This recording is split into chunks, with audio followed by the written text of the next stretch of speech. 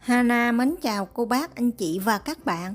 Nếu cô bác, anh chị và các bạn đang tìm một công thức để làm dầu cháo quẩy vừa đơn giản, vừa nhanh, vừa gọn, vừa lẹ, không cần phải ủ bột quá lâu, không cần phải có bột nở, thành phẩm bánh bên ngoài giòn, bên trong mềm xốp, có rất là nhiều lỗ khí to. Nếu thích, xin mời vào bếp làm cùng với Hana nhé. Công thức hôm nay Hana không sử dụng bột nở mà mình sẽ sử dụng men nở. Cho vào chén 30g nước ấm 35 độ C. Thêm vào 1/4 muỗng cà phê đường cát. Phần men thì Hana sử dụng 3g men. Trộn đều hỗn hợp này lên, đậy lại và để khoảng 5 phút để mình kích hoạt men.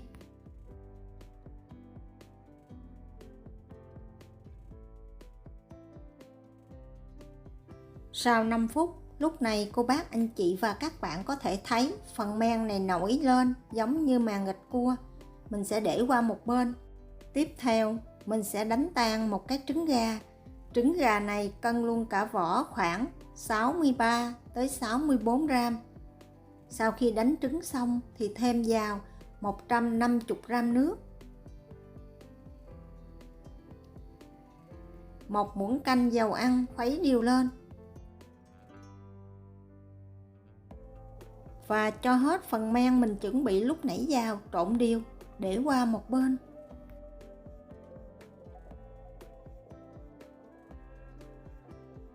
Phần bột thì Hana sử dụng 350g bột mì đa dụng và 1/4 muỗng cà phê muối nở baking soda giúp cho bánh được giòn ngon hơn. 10g tinh bột bắp cũng giúp cho bánh được giòn và 1/2 muỗng cà phê muối. Sau đó rây đều hỗn hợp này lại.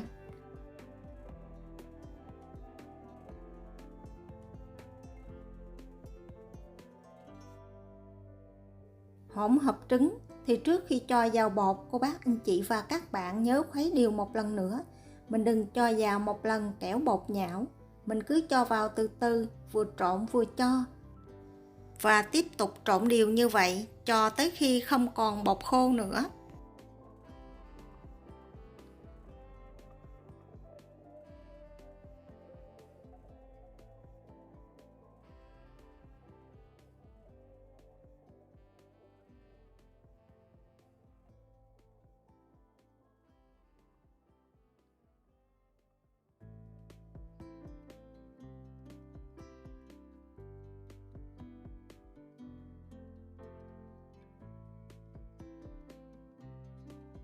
Bột này vừa mềm vừa dính nên tốt nhất là cô bác, anh chị và các bạn nhớ đeo bao tay vào để nhồi bột nha.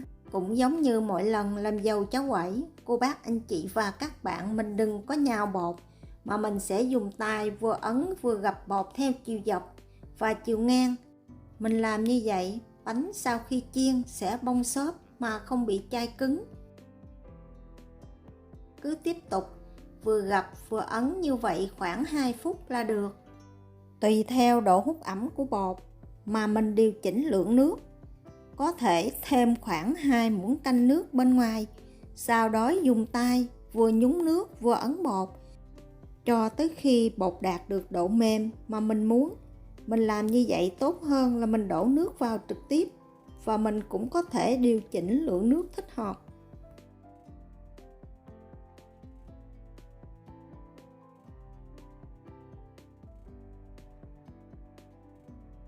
Sau 2 phút, lúc này cô bác, anh chị và các bạn có thể thấy bột bây giờ mềm nhưng mà chưa được mịn.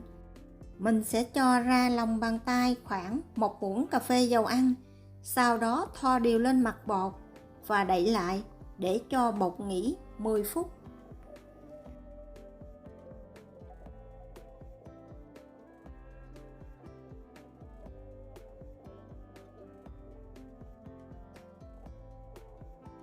Sau 10 phút, cũng giống như mỗi lần, mình sẽ cho khối bột này ra ngoài bàn.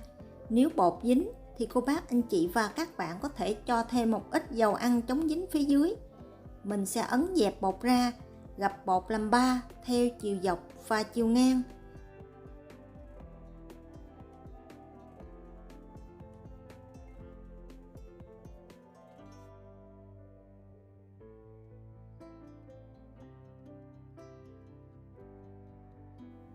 Bột bây giờ đã mềm và mịn hơn lúc nãy. Mình sẽ đậy lại và để cho bột nghỉ thêm khoảng 5 phút.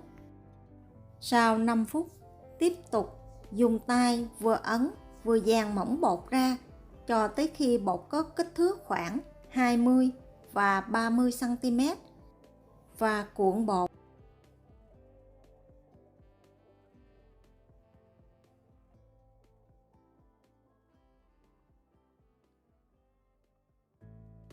Một điều đặc biệt ở công thức này là dầu cháo quẩy làm từ men thì cô bác anh chị và các bạn không cần phải ủ nở gấp đôi, cũng không cần phải để thời gian quá lâu. Mình chỉ cần thoa một ít dầu ăn chống dính vào hộp, sau đó cho khối bột mình vừa cuộn xong vào, đậy kín lại và để nghỉ khoảng 30 phút. Nếu mà cô bác anh chị và các bạn ủ quá lâu, phần bột này nở rất là to. Khi cho vào chảo dầu để chiên, phần bánh này sẽ nở to, nhưng mà sau đó lập tức co lại và phần vỏ bánh bên ngoài khô và cứng không ngon. Sau 30 phút, mình chỉ cần dùng tay kéo giãn phần bột này ra. Đối với phần mặt bàn để chống dính khi cắt bột, cô bác anh chị và các bạn đừng sử dụng quá nhiều bột áo. Chỉ cần thoa một ít dầu ăn chống dính và một ít bột áo lên trên. Sau đó dùng tay kéo giãn khối bột khoảng 60 cm. Cô bác anh chị và các bạn đừng dùng lực mạnh quá. Mình chỉ cần nhẹ nhàng kéo bột là được. Và mình sẽ dùng cây cán bột nhẹ nhàng cán để chỉnh lại phần mật bột được đều và đẹp hơn. Để bánh luôn nở to và có nhiều bọt khí bên trong thì mình sẽ cán bột có độ dày là 1 cm. Phần bột này mình sẽ cán chiều dài là 60 cm, chiều rộng khoảng 10 tới 11 cm.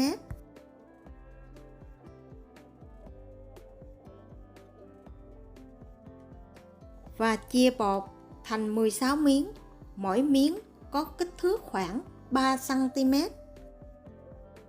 Để giúp hai cạnh bên của bánh không bị dính chùm lại khi chiên, thì sau khi chia bột xong, cô bác anh chị và các bạn nhớ dùng một ít bột áo để chống dính hai bên cạnh vừa cắt lúc nãy.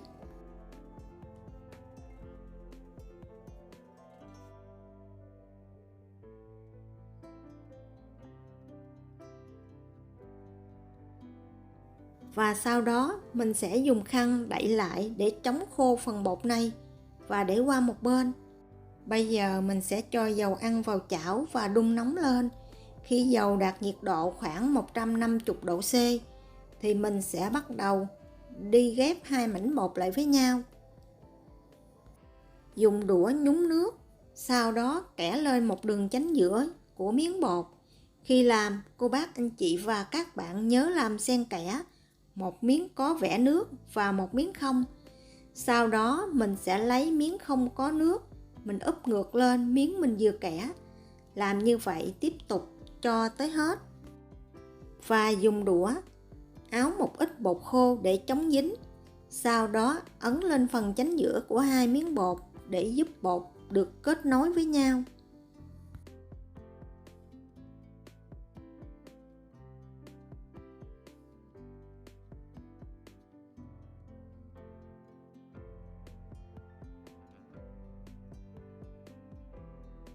Nhiệt độ thích hợp để chiên bánh này là khoảng 165 tới 170 độ C. Hoặc mình thử cho một miếng bột vô dầu. Nếu bột nổi lên lập tức là dầu đã đạt đủ nhiệt độ. Lúc này mình chỉ cần kéo nhẹ hai đầu bột ra một xíu, sau đó thả phần chánh giữa xuống trước. Chờ cho tới khi bột nổi lên, dùng đũa mình lật qua lật lại như vậy cho tới khi bột không còn nở nữa thì mình ngưng lại. Sau đó mình lật từ từ cho tới khi vàng đều hai mặt thì mình vớt ra. Để giúp bánh được giòn và ngon hơn thì cô bác anh chị và các bạn nên chiên 2 lần. Lần 1 mình chỉ cần chiên bánh hơi vàng, làm như vậy lần lượt cho tới khi chiên xong tất cả các bột. Sau đó mình sẽ cho bánh vô chiên lần thứ hai khoảng 1 phút nữa cho tới khi bánh vàng theo độ mong muốn của mình. Đừng chiên lửa cao quá, bánh dễ bị cứng, ăn không ngon. 1. Mình nhồi rất là mềm, nên khi chiên xong, bên ngoài giòn, nhưng mà bên trong cô bác anh chị và các bạn có thể thấy bánh không bị khô, có rất là nhiều lỗ khí to. Hy vọng cô bác anh chị và các bạn có thêm một công thức để làm dầu cháo quẩy vừa đơn giản vừa nhanh gọn lẹ cho gia đình của mình. Chúc cô bác anh chị và các bạn cuối tuần vui vẻ bên người thân và gia đình của mình.